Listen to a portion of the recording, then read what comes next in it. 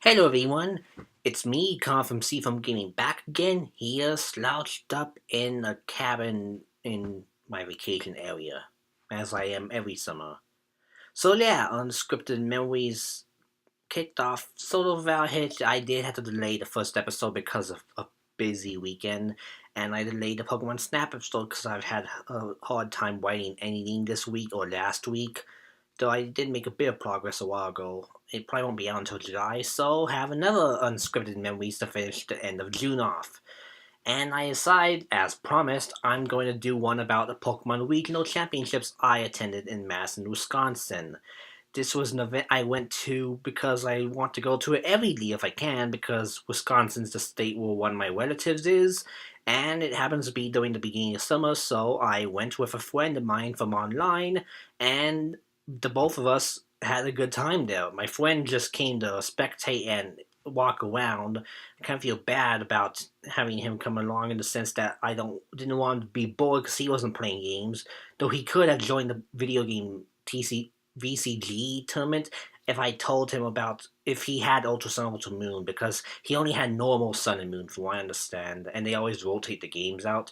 So yeah, to prove that I went to regionals, well, this may not be proof because some people can just buy us offline, but I got the promo card that they gave out to all regional attendees of Diantha, a supporter card that only really helps you have fairy Pokemon because you can bring back fairy two cards from the discard pile into your hand. Can be useful, but I'm going to talk about what I encountered there in general and also some other things I found while I was at the event. Alright, now that I moved the computer a bit so I can show you my deck properly, let's go into that. My deck.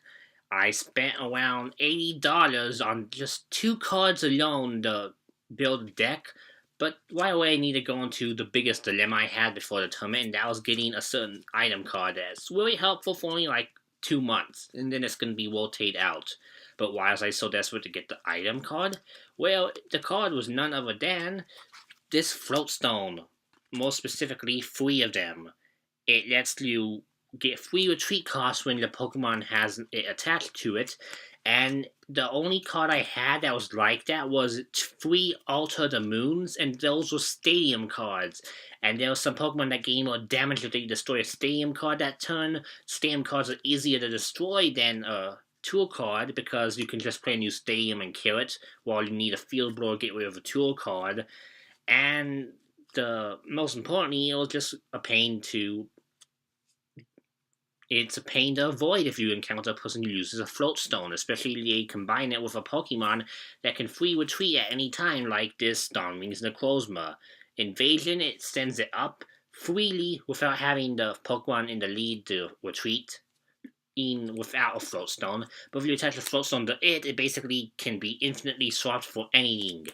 Black and White, during that awful era of the card game, Keldeo was basically Russian in retreat with the Floatstone, except Keldeo had no good moves. Dawnwing's Necrozma has 2 very good moves. A decent attack that does 120 damage, and a GX attack that makes you completely invincible to all attacks the next turn. So yeah, pretty handy change in the meta if I say so myself. This was a standard format tournament, which is why I prefer, because expanded can seriously go to hell, because there's literally a strategy where you use a card called Zolwalk GX, something I saw a lot at this event because it is a good card no matter what format you're in. But if you merge it with some random ass execute card from Boundaries Cross, a set that came out in 2012 of all things, it will actually lead to infinite cards, essentially. You can discard and draw cards, and it basically lets you use infinite cards. And I think it's the stupidest idea, but it's should be kind of banned in my opinion, because they did ban Force of Giant Plants, because you can just, that was a stadium where if you play it, you can instantly evolve any grass-type Pokemon to the final evolution. On the very least, when they're able to evolve, you can go from Rowlet to City-Eye. You don't need a Dartrix. Well, you do need a Dartrix, I think, but you don't need to wait a turn. You can just speed up the process and send out a bunch of Decidueyes.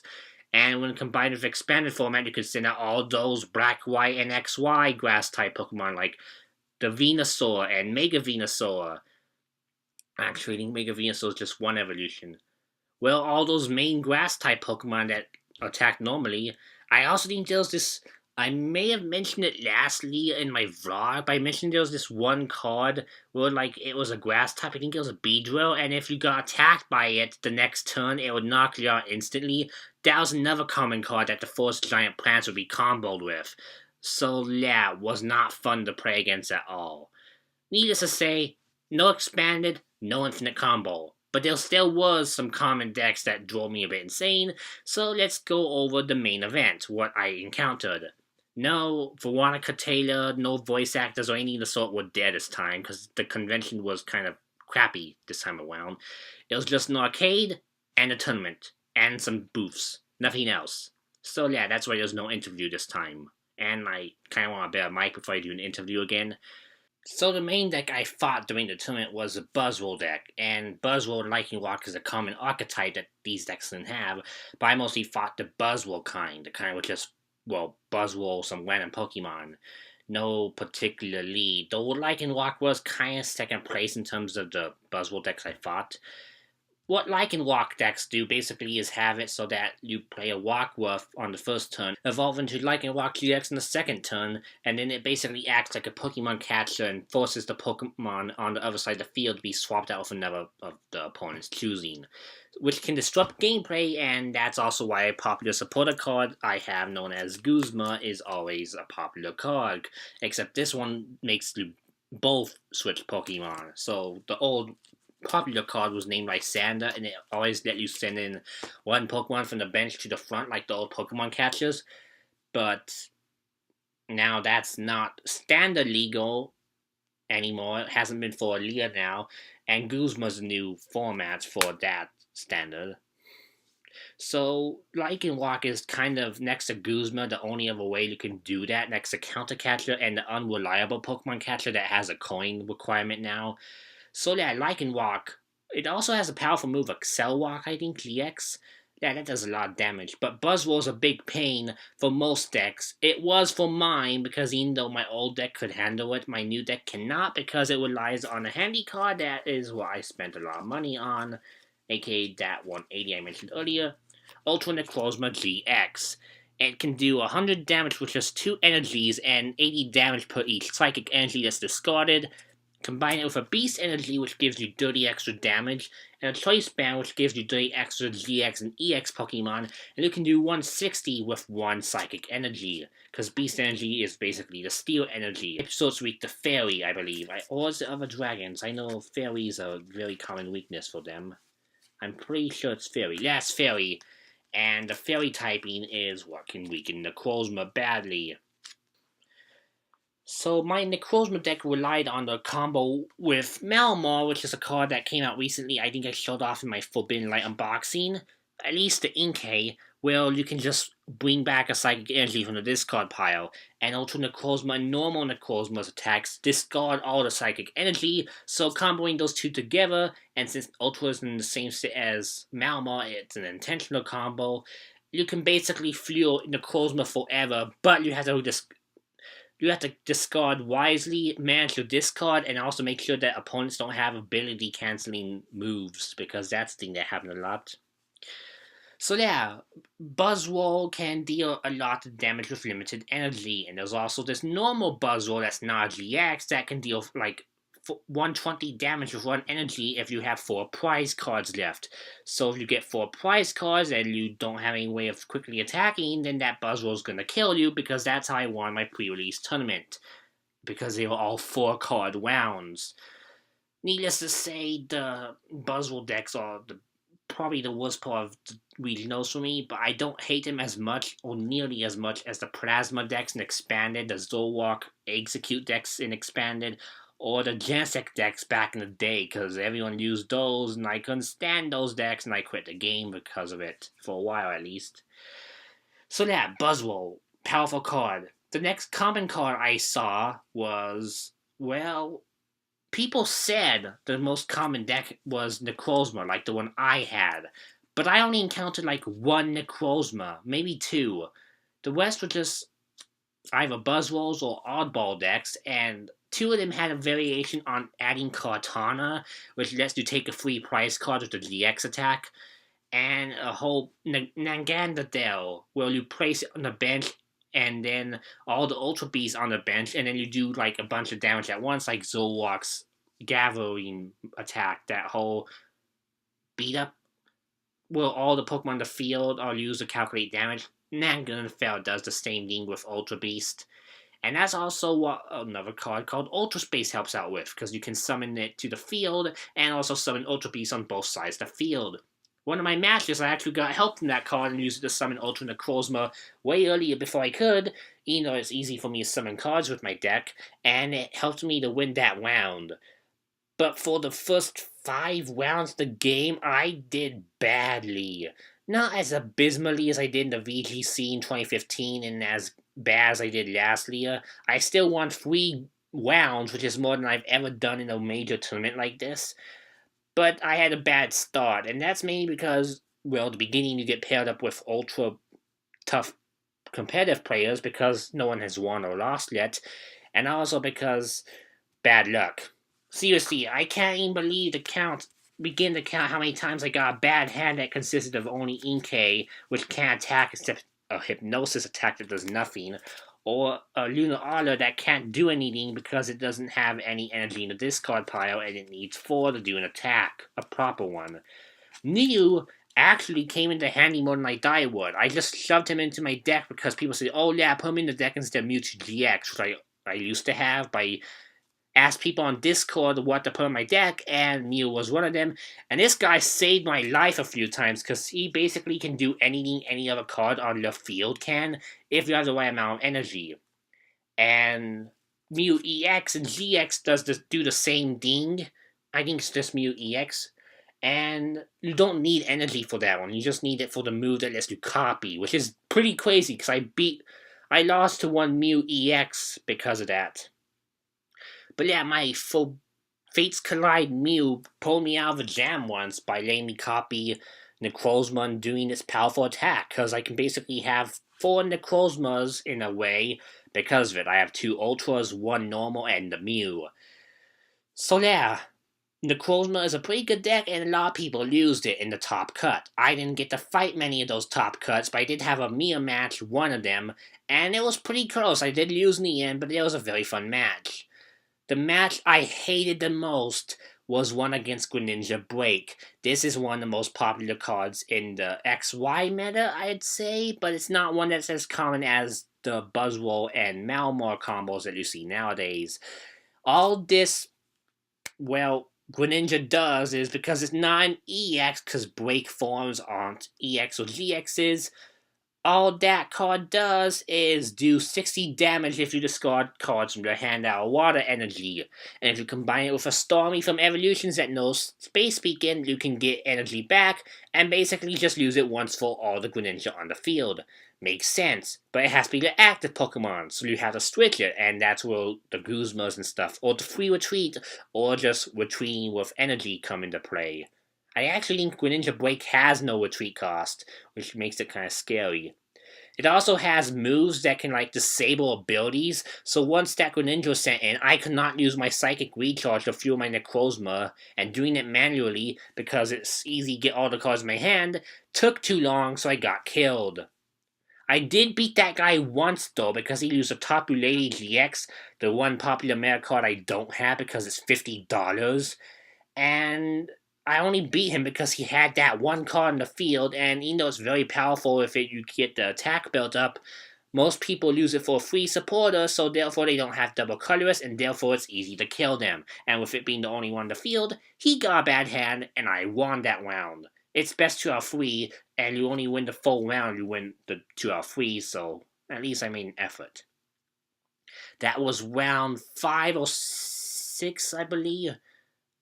Oh, 6 was... Yeah, I think that was round 5. Yes, round 5. Round 4 or 5 was another one I hated. Not because of the opponent's deck. It was actually pretty good. It was that whole Blade, Cortana GX combo I mentioned earlier. Instead, it was none other than a very, very annoying mistake I made. There was a support card, because I mentioned all my draw supports. and I'm gonna show you it because I've only showed you select cards.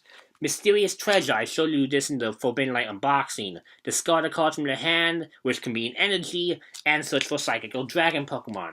All the Pokemon in my deck except for one, which makes it very handy.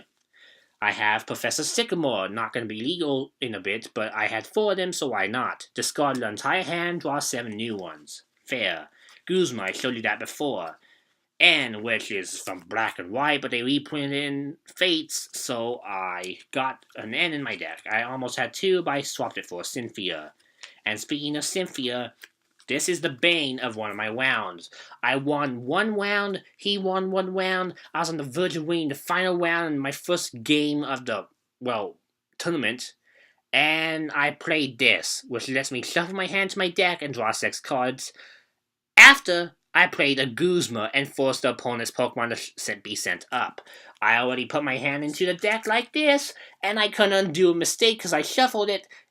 I got a game loss. I offered to take extra prize cards, I offered to take no cards, I offered to be cardless, I would have gotten killed, I at least wanted the game to end normally, kind of ish. And no matter what I suggested, they couldn't do anything except disqualify me for that round. I was beyond pissed. I was so focused on winning, so focused on finally beating a round because I wanted to break my old losing streak, and I screwed myself over.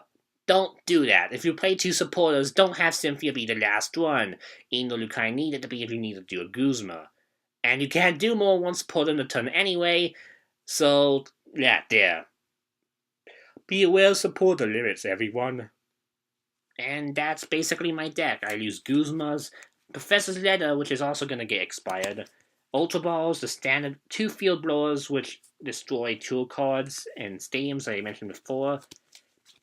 And outside that was just Malmon, Necrozma, Lunala. Nothing else except for 1 card I got a while ago, and a Wing Glue that lets me draw up to 3 cards if I run out of cards in my hand.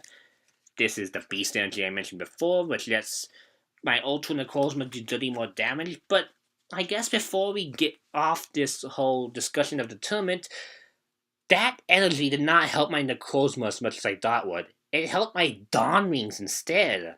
Yeah, because I only needs 3 psychic energy to attack, I often would run out of, steel energy because I already used them on my ultras by the time I got the beast drawn, so I just attached it to Dawn Rings, who's technically an ultra beast, and I get 30 extra damage on her Dark Flash attack, and 30 extra on her GX, which means it'll do 210. It actually led me to 1 win of my game in round 6, which is how I got my first round. My first win of the game. I think I lost in round 7 to a Buzzwole deck, and then in the second game I won because I destroyed, it was a Naganafell setup, another one of those, and I destroyed all of that pretty easily. The final deck was something a bit unusual because I actually was offered to take a free win because the opponent I was playing did not want to play me. He lost everything, he was upset like I was, and I told him, no, I think you should give this an honest shot, play me as much as you can, and have fun. And he actually did. I beat him the first round because I went first, and I got my cards and Ultra Necrozmas out. I don't know what cards he had. It was a Zolwark, I think. Yeah, he had Zolwark Break and Lycanroc. Those 2. And actually, no, he had a Buzzwole too. I think he had Buzzwole, Lycanroc, and Zolwark all in 1. Or if not Lycanroc. So he had Zolwark, I know that, and Buzzwole, I know that. Not sure about Lycanroc. Let's just leave it at that. So this guy, I ended up beating pretty easily, but in the second round, I actually got very close to losing because he went first, and he was like, oh yeah, it's not fair if I win because I went first. You should just take this game. And I said, no, fight till the end. You can win 1. I'm not going to forfeit, but I'm going to play at my best, and I hope you do too to have fun. You may turn yourself around. But this kid was clearly not in the mood. He would shuffle his deck constantly whenever he did shuffle, and play 2 Puzzle of Time cards, which lets you bring back discard cards. So he just discard the cards, bring them back, and just play them in an infinite loop, which is against the rules because it's stalling, and a judge almost disqualified him for that. I did not report it because he was just walking by. I didn't know it was a rule, actually, until he pointed it out, so thank goodness for that. I'm kind of glad I know stalling is a rule, because some people have stalled against me in the past, and I hate it. But yeah, he was just not in the mood at all. It was almost 9 p.m., so I don't blame him. But eventually, I did manage to barely beat him that second round and win my third round, because that was round 9. So that pretty much covers it in terms of the actual Pokemon tournament. I won 3 rounds, lost 6. I almost would have won 4 if I didn't do that dumb error, but I digress.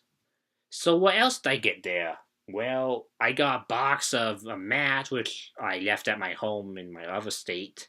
Nothing special, it's just a generic Magnafell. It doesn't even have the state name on it anymore, like it did last year. So I'm keeping that old mat from last year because it was cooler. And it had this score chart you can mark down the wins, losses. I did not do that. I wish I did it now, but oh well. And I bought a Braixen plush that was a fat fox. Why did I say it's a fat fox? Because it's one of those chibi UFO Braixen plushes with a fat head. It was an official one. My friend who reads Japanese, the guy I mentioned, he confirmed it to me. I confirmed it myself, and it was legit. I could have felt it and smelt it if it was a factory reject. So then I got a fat fox. They also had Zero Aura plushes, Stack Attacker plushes, and Brace Beyond plushes. All those Ultra Beast plushes that came out just a while ago. And that hilariously ridiculous looking fat Lugia too. That's also a thing they got. So I almost won a Zero Aura plush because I joked about being furbait to my friend. And I actually sold some of my old cards to get $20 to buy half it and pay the rest of my credit card. But they were all sold out. So I got $20 extra, right? Well, I had to give it to my friend for gas money for him because Grandma made me, and I forgot to because I was gonna PayPal him, but he didn't have a PayPal. So yeah, at least I helped him, but I wanted that Zero Aura. I probably could have paid him anyway, but yeah. So that's what happened outside the event, and now to talk about the stuff I surprisingly enjoyed the most, and my friend enjoyed the most because this was all he had to do. The arcade. They had an interesting little arcade there. It consisted of the following games to my memory: Donkey Kong, Street Fighter 2, Turtles in Time, Mortal Kombat 1, 2, Miss Pac-Man, Booger Time, Space Invaders, which I got to play for the first time. I got to play a lot of those for the first time, actually. And Dig Dug. And also Galaga was there too, I believe. I know Dig Dug was there. But yeah, there were lots of arcade games there, and they were the legit cabinets. None of those cruddy multi-K things I saw all the time in my home state that made me not want to seek for arcade cabinets, because all those arcade owners just bought those lazy cabinets that use MAME, and I hate MAME, it sucks. But I was surprised with how fun it was being in a mini arcade again. Even though it was in the middle of a gigantic auditorium, it was still fun. It was curtained off, $20 fee for both people. And I actually got John in because he managed to the guy who let people in when they showed their wristbands. I guess he liked me or something and let John in for free because I paid. But John was insistent. John's the friend I'm talking about. He was insistent on somehow paying him, but they didn't accept cards, which I thought was kind of silly. So he used his card to buy him lunch, but he didn't need lunch, so he bought him a water bottle, and he liked the water bottle, so John felt redeemed, and I thought that was a nice gesture. So yeah, we both got to stay there in the in-between matches, and the game I spent the most time with was Street Fighter 2. This one was the Champion Edition.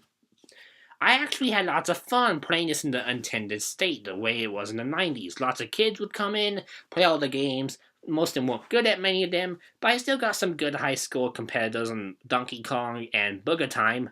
John was the one who was actually top on Booger Time and Miss Pac-Man, believe it or not. And overall, right at the arcade was tons of fun. But even though I beat Street Fighter 2 by losing the two-player continue trick, don't tell anyone because I made it all the way to Balrog, but then I want to keep my skill up, so I just used the two-player continues to skip to the final boss, and I actually beat it on an arcade cabinet. I don't know what difficulty it was on, but it was on free play, so I don't really know. But having just gotten the Street Fighter 30th Anniversary Collection on my Switch, comparing the game on that to the real thing was pretty interesting. I even sent a picture of my Switch in front of the real arcade cabinet to one of the developers of that compilation, and he liked the post. So hey, that's neat. And yeah, I had lots of fun at Street Fighter 2. Got some challenges to play me. I'm good at Bison that game. I beat almost all of them. But a few times I got called for a round or forgot something, so basically they got a free hit on me because I had to leave the stage. But I didn't mind, it was all for fun. And even though I got like record at around 10 or 11 a.m., nobody was able to beat the game and dethrone me until like 10:30. Not 10:30, 9:30, because it wasn't that hard. Wait, no, 8:30. My time's messed up. It was supposed to end at 9:30, but I left at 8:30 because my round ended early. But yeah, until 8:30, right as I was about to leave, no one had beaten me in that game, which is kind of surprising. I know they lose their data when they're powered off all night, so it was a waste at the end of the day. But I'm still impressed I got the record on Street Fighter 2, at least for that arcade. It was a lot of fun. Got to try Donkey Kong out, which I used to love playing back in the day because I liked the NES version, wanted to play the real version of it. But the weird, like, first level, final level format of the American version never stuck with me, and that's what they had, of course, so I played it, made it through one loop, and then lost to the barrel stage. I also played Turtles in Time for the first time ever, the super hyped game everyone talks about. I knew the arcade version was not as good as the Super Nintendo version, but holy frick, it's not that good. It's better than Final Fight on Super Nintendo, the arcade version is, but it's not as good as other beat-em-ups like Double Dragon or, well, Streets of Rage, the arcade Final Fight, any you can think of, really. It has 4-player co-op support, and we had 4 players playing at the same time, but made things more crowded. The enemies took longer to kill, it was just boring. It was like, I don't know, I'm not a fan of Teenage Mutant Ninja Turtles except for the kids, 4Kids version from 2003 because they look cooler with their visors and stuff instead of having actual eyes and being all kitty. And don't even get me started on those ugly CG movies they made in the 90s and the new ones Michael Bay made. So yeah, I'm not a big Turtle fan, but I heard good things about the game. Didn't click for me. If I ever do finally get a Super Nintendo, maybe I can finally play it and see what the fuss is about, and see a Super Nintendo port being better than the real game. But yeah, that game wasn't that hot. Mortal Kombat was the only ones I didn't touch at all, and I haven't touched because they aren't my kind of games. I like Street Fighter, Mortal Kombat's kind of graphic, and I'm kind of surprised they let Mortal Kombat 2 in the kids zone. Seems kind of iffy, but since I guess it's old violence, they don't really care. Nothing. If you don't know how to perform the fatalities, I think it's okay, but I don't know, it just kind of was off to me. But I didn't say anything about it because, hey, no one actually played it much because it was too complicated. Same with Street Fighter 2. But the challenges I did get were fun. And yeah, once we had that done, we packed up, we went home. Me and John parted ways the next day, and we had a great time. And that was regionals in Madison, Wisconsin on June 1st and 2nd of 2018. Nextly, I plan to go back for the next tournament and try out the new format then, and I hope to do it as long as I can, really. I like the TCG, even though I think the Pokemon series could be in the dark age with Let's Go Pikachu and Eevee, which I'll talk about one of these days when I can get all my points down. And I still think the card game is almost impossible to mess up. Even during the OAS era, the cards were still very fun to play with. The only era I actually hated was the black and white era because all the cards did bullshit effects. But now, even though that's still the norm expanded, I'm having a good time at TCG. And that was my experience of the Madison Regionals. So what are your experiences for any Pokemon card tournaments, if any? Do you think Pokemon card tournaments are interesting? Hopefully you enjoyed my story and the pictures I showed along the way, because I did take some pictures at the event. No video, unfortunately, because I didn't know if I was allowed to this year, but I did take pictures, showed a few of them off, showed some of my cards off. So I tried to make this a bit more of a special unscripted memories. I know I try to make it not as edited as possible, but this time I had to make some exceptions because I want to make it more interesting but still unscripted, and I also wanted to focus more on actual evidence that I was there and showing what it was like there, because I can't do that without pictures or without showing you my deck or my promo card. So yeah, let me know what you think of this unscripted memories, and next time we may finally get the Pokemon Snap. I don't have any unscripted memories ideas for the time being, so I think next time I'm just going to focus all on Pokemon Snap. It'll be out when it's out, hopefully next month in July. I'll see you then. Bye!